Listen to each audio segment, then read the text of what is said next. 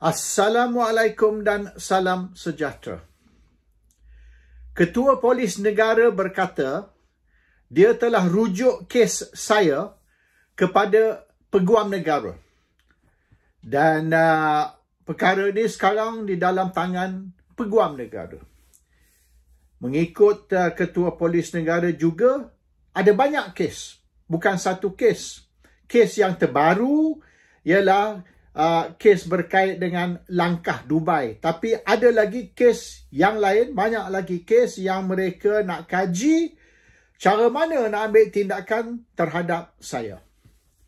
Biar saya bantu dalam diorang punya kajian atau siasatan. Mungkin saya boleh pendekkan sikit masa untuk membuat kajian dan maknanya mereka bolehlah serta-merta membuat keputusan tindakan apa mereka nak ambil. Terlebih dahulu, adakah kes-kes yang banyak ni, yang sebelum ni, telah dirujuk kepada Interpol? Red notice kepada Interpol. Saya telah check dengan Interpol. Senang aja. Nak check dengan Interpol ni because dia bukan rahsia. Kes yang red notice ni is public. Sesiapa saja boleh cek. Dan saya telah cek. Bukan saja tidak ada satu pun red notice tentang saya atau terhadap saya. Kes Jolo pun tidak ada red notice. Kes saya ni, kalau nak ambil kes yang langkah Dubai ni, baru sebulan.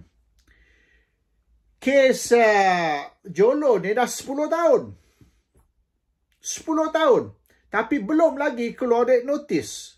Walaupun dah lama. Najib pun telah dipenjarakan dan kes satu lagi sedang berjalan dan macam-macam telah berlaku dalam 10 tahun. Tapi red notice untuk Jolo belum lagi keluar. Jadi mungkin Ketua Polis Negara dan juga Peguam Negara boleh explain. Boleh terangkan. Sekira betul lah Jolo ni dengan collaboration dengan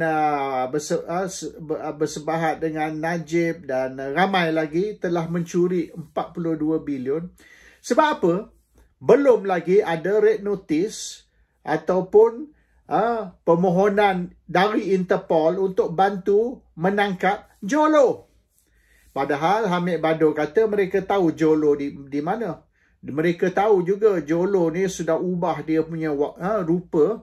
Sekarang ni dah nampak macam beruang, kata Hamid Bador. He looks like a bear now. Tak tahu, mungkin dia muka penuh dengan janggut ke apa, tak tahulah. So dia tahu alamat Jolo, rupa Jolo, the latest how he looks. Dan kes ni 10 tahun tapi masih tidak ada red notice. So itu terlebih dahulu. Kalau diorang dah lengkap maklumat, pergilah, hubungilah Interpol, minta red notice dan minta bantuan Interpol menghubungi negara di mana Jolo atau sesiapa sekalipun sedang menjorok dan minta polis negara tersebut tangkap dan hantar balik Malaysia. Very easy. Kalau Peguam Negara ataupun Ketua Polis Negara nak bantuan, saya boleh nasihat dia orang. Saya boleh beri alamat dan siapa perlu hubung dan sebagainya. I can help them there lah.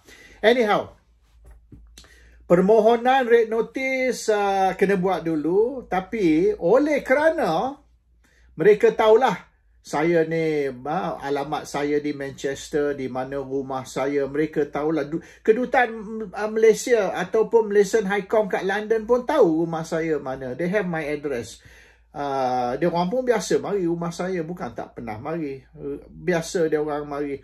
And they know where I live and apa semua. So, dia orang boleh maknanya menghubungi kerajaan Britain. Dia orang tak boleh go through Interpol. Kes saya ni. Sebab dia orang tak boleh. Kalau dia pergi melalui Interpol and Interpol menghubungi polis UK, macam ni dia kena the Greater Manchester Police, GMP. Itu dia punya itulah. Greater Manchester Police ni 5 minit dari rumah saya. Rumah saya dan headquarters GMP, Greater Manchester Police, only 5 minutes away. Jalan kaki boleh.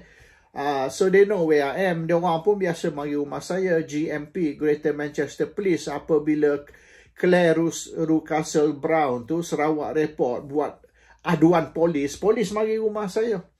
Dan beri warning kalau saya tulis apa-apa artikel yang berkait dengan Claire, diorang boleh tangkap saya.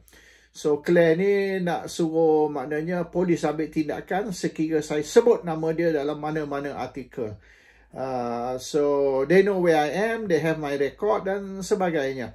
So all apa ni they have to do, peguam negara perlu menghubungi GMP and ask the Greater Manchester Police to arrest me. Tapi oleh kerana Malaysia dan UK tidak ada extradition treaty, perjanjian ekstradisi.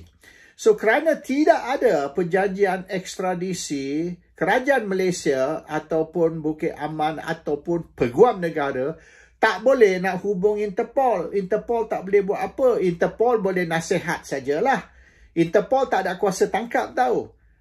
Mungkin ramai rakyat Malaysia ingat ya, kalau kita lapor kepada Interpol, Interpol akan mari tangkap. No, Interpol tidak ada kuasa menangkap. Interpol cuma ada kuasa perhubungan.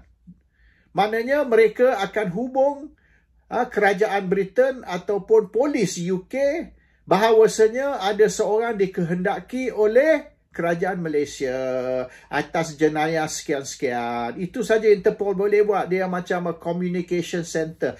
Dia tidaklah macam FBI. Dia orang boleh hantar UTK, raid, dengan helikopter, dengan apa ni, komando. Tak ada. They don't do that. Interpol doesn't have all this.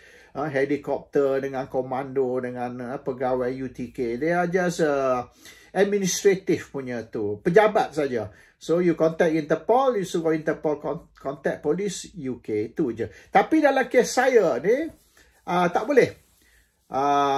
You contact Interpol pun sia-sia, Interpol contact British Police pun sia-sia, oleh kerana kita tidak ada extradition treaty, iaitu Malaysia dan UK got no extradition treaty. So they cannot do anything.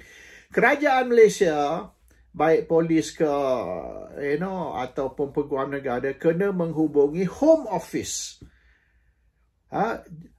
Kementerian Dalam Negeri lah. Kalau Malaysia ni Kementerian Dalam Negeri. Dia kena contact Home Office dan dia kena mohon Home Office untuk ambil tindakan. Tapi sebelum Home Office ataupun Home Minister, Menteri Dalam Negeri Britain, sebelum dia boleh sign dokumen untuk tangkap saya, terlebih dahulu kerajaan Malaysia kena memohon melalui mahkamah. You got to go to court first because we got no extradition treaty.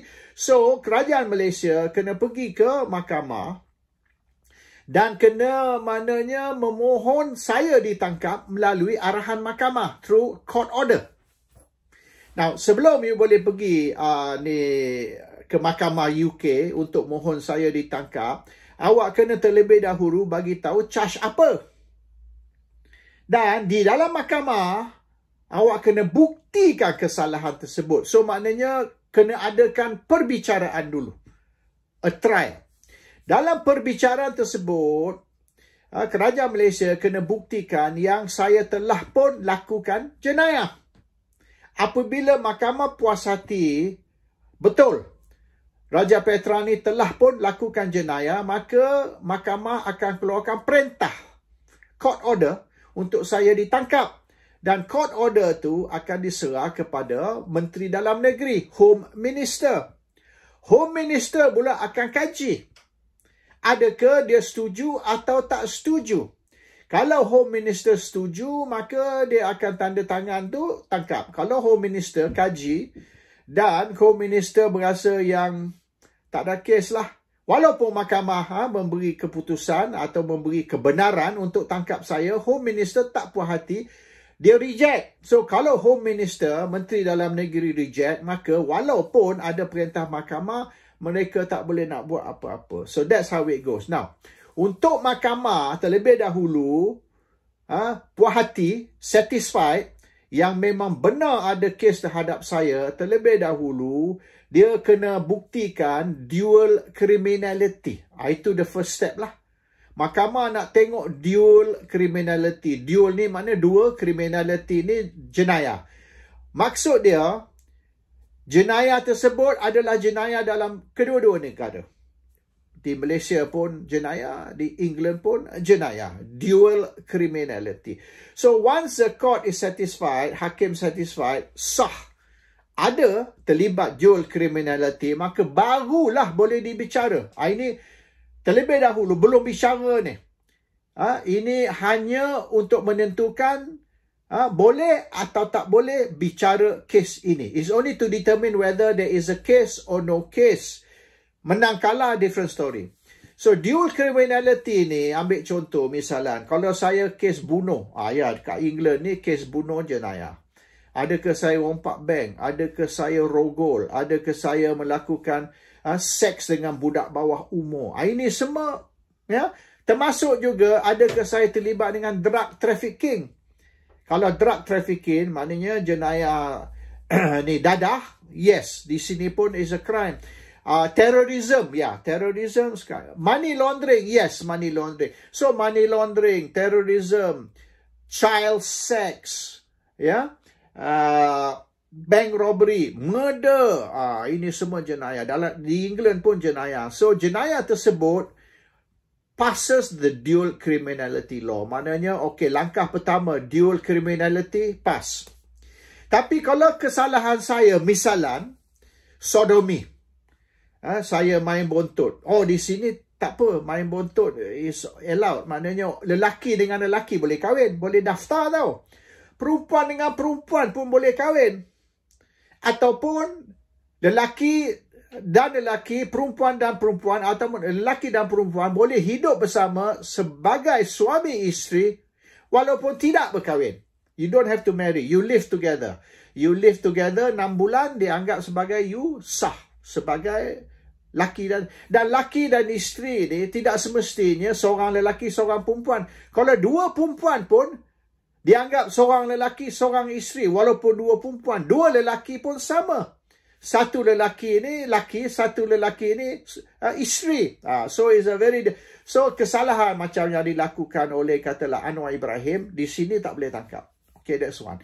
So dual criminality ni very important. Adakah jenayah tersebut ataupun yang dikatakan jenayah tersebut juga jenayah di England.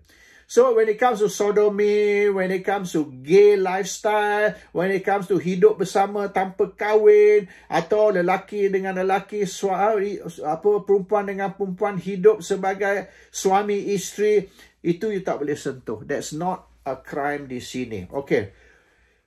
Yang saya dikatakan melakukan kesalahan ialah beberapa yang ketua polis negara sebut. Satunya ialah menjatuhkan kerajaan, satu lagi ialah sedition, satu lagi ialah criminal defamation. Di England ni, 1 hari bulan Januari tahun 2010, 2010, 1 Januari, sedition and criminal defamation tidak lagi jenayah. Abolish. Telah dihapuskan. So, kalau kesalahan saya ni criminal defamation ataupun sedition, itu bukan lagi jenayah di England. Mulai 1 Januari 2010. Bermaknanya, satu kes terhadap saya ni sedition. Ana di bawah akta hasutan. You tak boleh nak extradite saya sebab di England ni sedition bukan satu jenayah, bukan satu kesalahan. Sama macam criminal defamation. Saya kutuk Perdana Menteri misalnya. Saya kutuk pemimpin kerajaan. Criminal defamation. Di sini tidak lagi undang-undang. Sebab tu bila kerajaan Malaysia nak extradite saya tahun 2009 dulu, atas kesalahan saya apa? Kesalahan saya sedition. Satu lagi kesalahan criminal defamation. 2 kes. Sedition, criminal defamation. Tapi oleh kerana itu bukan dianggap sebagai jenayah di England, maka kerajaan Malaysia gagal untuk nak extradite saya balik ke Malaysia. Permohonan dia ditolak dan perkara ni telah dibincang di Parlimen UK tahu. Parlimen UK isu ekstradisi untuk Raja Petra bin Raja Kamarudin dibangkitkan oleh seorang ahli parlimen dan Menteri Dalam Negeri semasa itu telah menjawab dalam parlimen bahawasanya kerajaan Malaysia tidak akan benar Raja Petra extradite balik ke Malaysia sebab kesalahan tersebut bukan kesalahan dan juga saya ni lahir di England. So, tak kisah saya ni pasport Malaysia ke, pasport Indonesia ke, pasport Thailand ke. Yang pentingnya saya lahir di England dan saya mendapat perlindungan dari kerajaan British sebab saya dianggap sebagai British subject.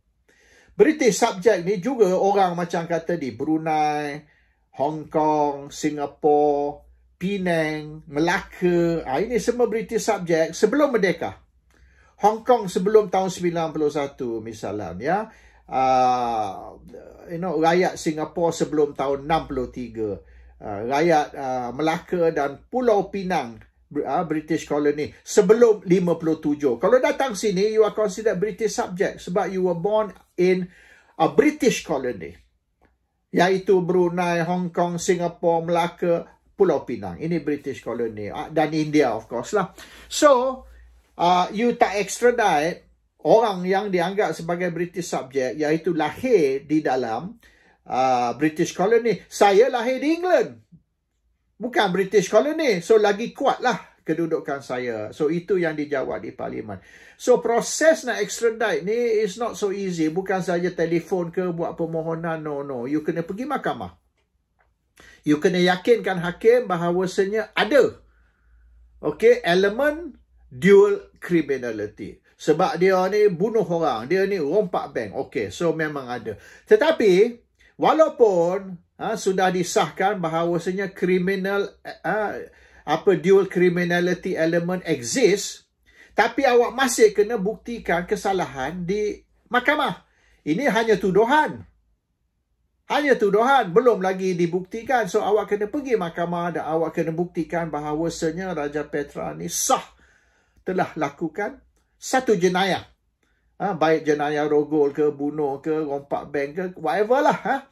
Tapi kalau sebelum boleh masuk mahkamah, kena terlebih dahulu buktikan yang kesalahan tersebut, yang tuduhan tersebut adalah satu jenayah di England. So sekarang ni apa yang dia buat? Dia ni sedition. Dia ni under akta hasutan. Judge kata buang kes tu tak boleh. Sebab di sini ni engkau nak nak kritik King Charles pun tak apa. Masa King Charles ditabal baru ni, selepas mangkat Queen Elizabeth dan King Charles ditabal, orang buat demonstrasi di luar istana. Demonstrasi anti-raja. Dia nak England ni bertukar menjadi Republic of England. So dia buat demonstrasi anti-raja, menentang King Charles. Polis berdiri je, tengok je. In fact, polis tu, dia control traffic, takut kereta langgar, accident ke apa. So, polis jaga keselamatan orang yang berdemonstrasi. That's what the police did, bukan tangkap. Membantu menjaga keselamatan orang yang berdemonstrasi. So, akta hasutan ke, criminal defamation ke, ini tak. Katalah saya fitnah. Under criminal defamation. Saya kata Anwar ni macam ni ke, ataupun Agong, saya boleh kritik Agong. Di sini, you ambil civil action. You kena suruh lawyer, you saman. Di dalam mahkamah, civil, dia tak ada criminal. So, kalau you kata kita nak tangkap orang ni, nak charge orang ni di bawah jenayah, dan jenayah dia ni fitnah. Fitnah bukan jenayah di England. Fitnah is not a crime. Kalau dia fitnah, awak pergi mahkamah, saman. Bukan suruh polis tangkap. So, sini fitnah is not jenayah. So, criminal defamation out. Sedition out. Awak nak kutuk King Charles pun, awak nak kata sepatut King Charles ni kita gulingkan ke, kita semua raja-raja kita tangkap, kita pancung, it's okay. Maknanya that one is hak awak. Your right to freedom of speech. So all those cases terhadap saya, okay, itu kes lama. IGP kata, Ketua Polis Negara banyak kes lama. Okay, kes lama tu buang, tak boleh. Satu kes pun tak boleh pakai. Okay, the latest case ni, langkah Dubai. Apa yang saya cakap langkah Dubai? Saya cakap kerajaan nak jatuh, Perdana Menteri nak jatuh. Ya, so what? So what? Kalau saya kata kerajaan nak jatuh, Perdana Menteri nak jatuh, so what? Apa salah? Di sini, hari-hari kita duk cerita, Rishi Sunak nak jatuh. You tahu tak sini, England, sepatutnya pilihan raya ni diadakan bulan Mei. Sekarang ni Rishi Sunak postpone tahu pilihan raya. Mungkin kalau diadakan tahun ni pun lewat tahun. Dia tidak adakan bulan Mei. Sebab apa? Sebab ada langkah untuk nak gulingkan Rishi Sunak. Ini bukan langkah Dubai ni. Ini langkah Manchester. You know why? Langkah Manchester. Rishi Sunak 2 minggu dulu dia datang Manchester. Dia duk kempen kat Manchester. Dia kena boo. Dia kena boo. Sampai polis cepat-cepat bawa lari Rishi Sunak. Takut Rishi Sunak nanti takut orang yang berdemonstrasi ni baling daging lembu ke kat Rishi Sunak. Hoi, itu sensitif tu. Samalah macam kita baling daging babi kepada pemimpin Melayu misalnya, kan? So, polis cepat-cepat bawa Rishi Sunak lari, takut. Sebab dia kena boo. Langkah Manchester, okey? Ingat, bukan langkah Dubai, langkah Manchester. Nak jatuhkan Rishi Sunak, saya tak terlibat lah. Walaupun saya menentang Rishi Sunak, parti saya ni parti lawan. Tapi bermaknanya I was not involved in that one. Saya duk sibuk pasal nak cerita langkah Dubai. Saya tak sempat nak cerita langkah Manchester. So, it's not a crime.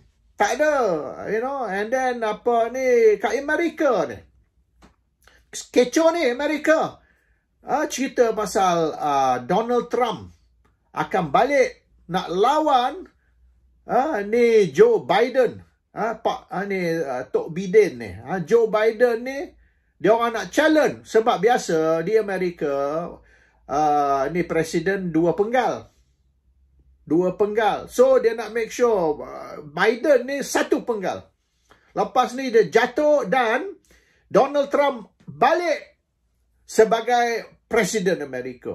Kecoh ni kat Amerika tu. Tak ada pun polis pergi tangkap. Ketua polis bincang dengan peguam negara macam mana kita nak tangkap Donald Trump. Ataupun di England ni, polis bincang dengan Home Minister, apa tindakan nak ambil terhadap mereka yang nak jatuhkan Rishi Sunak, mereka yang nak tukar kerajaan. Dia orang dok cerita ni silap-silap. Kalau Rishi Sunak not careful, Conservative government akan jatuh, Labour akan ambil alih pilihan raya tahun ni. Ini bukan saja tukar Perdana Menteri, tukar parti sekali. Parti yang memerintah. So, sini kita tak pelik lah. So, kalau kata, Raja Petra ni bercakap tentang nak jatuhkan kerajaan, tentang langkah Dubai, tentang kita nak gulingkan Anwar Ibrahim, tentang Pakatan Harapan Barisan ni akan diganti dengan Perikatan. So what? Kerajaan British say, so? You nak suruh kita tangkap sebab tu. Hello. So, kalau nak cerita pasal extradition lah, red notice, Interpol lah, don't waste your time. First of all, mahkamah tak akan layan permohonan awak. Bila dia tengok saja, issue dual criminality, the judge say, go to hell. That case kita tak bazir masa nak dengar pun. Tu saya cerita menang ke kalah perbicaraan. Okey, kalau misalnya mereka nak ambil statement saya, senang je. You tahu tak, 15 tahun saya duduk sini, tahun 2009, March. Ini dah nak masuk 2 bulan lagi, genap 15 tahun. 2 more months, genap 15 tahun saya duduk sini. You tahu tak berapa puluh kali saya telah beri kenyataan kepada polis Malaysia? Puluh kali ya? Bukan belas, puluh. Saya dah beri statement saya ke polis banyak kali. Dalam 15 tahun, maknanya average dia lebih Berapa bulan sekali lah kalau ambil average. Now, bila mereka nak rakam statement saya secara official, tanya tentang ni banyak dah. Tapi dia orang kena rakam. They got to record my statement dan saya kena sign statement tu kan. Itu dibuat di kedutaan.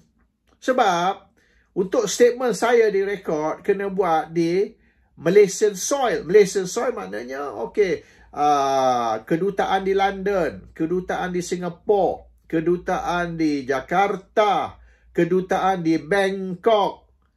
Saya telah pergi semua kedutaan ni buat statement. Bukan sekali, banyak kali. Dan statement saya dirakam di dalam kedutaan. Lepas tu saya sign. So sah statement tersebut. It's legal. Sebab ingat tak dulu kes Perwaja. Kes Perwaja yang Eric Chia menang tu. Dia ambil statement di Hong Kong tapi bukan dalam kedutaan. They took the statement in Hong Kong but not in the Malaysian Embassy. So statement tu ditendang keluar. Mahkamah tak terima. So they have to be careful. They have to record the statement di dalam embassy. Kedutaan Malaysia. Okay, Malaysian High Comm di London. Banyak kali dah saya pergi.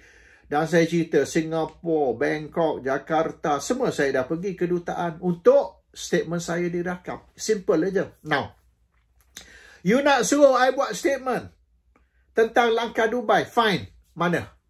Di mana awak nak suruh saya buat statement tu? Okey, kata kita buat statement tu di Bangkok lah. Okey, fine. We can do it in Bangkok. Senang you orang nak terbang. You boleh pergi pagi, balik malam. It's okay. Macam dulu kita dah buat dah di Bangkok.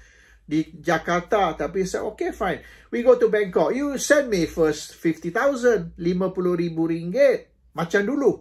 Dulu, setiap kali diorang nak panggil saya buat statement, diorang bayar tahu. Saya punya tambang, saya punya hotel. 50,000. Tambang saya 2 orang lah. Saya kalau travel, mesti travel dengan isteri. 2 orang tu business class. Dan saya duduk, misalnya kalau di Singapura, saya duduk Mandarin Oriental. Kalau di Bangkok, saya duduk di Kempinski. Hotel Kempinski. Dan saya biasa pergi seminggu lah. Kalau pergi 2-3 hari tu, jet lag apa semua kan. So nak jet lag aja 2-3 hari kita nak tu. So yeah, you ataupun you nak book hotel untuk saya, fine. Kempinski kat Bangkok. Okay, tiket kapal terbang, you nak suruh saya book, okay. Or you nak book bagi pihak pun tak apa, business class, you know. Dan saya travel biasa Emirates. Saya tak ambil yang airline lain ni. So I travel Emirates, I stay in Kempinski. That cost, dulu 50,000 saya dengar dah lebih mahal. Mungkin kali ni 80,000 kot. Sebab tambang dah naik, hotel cost.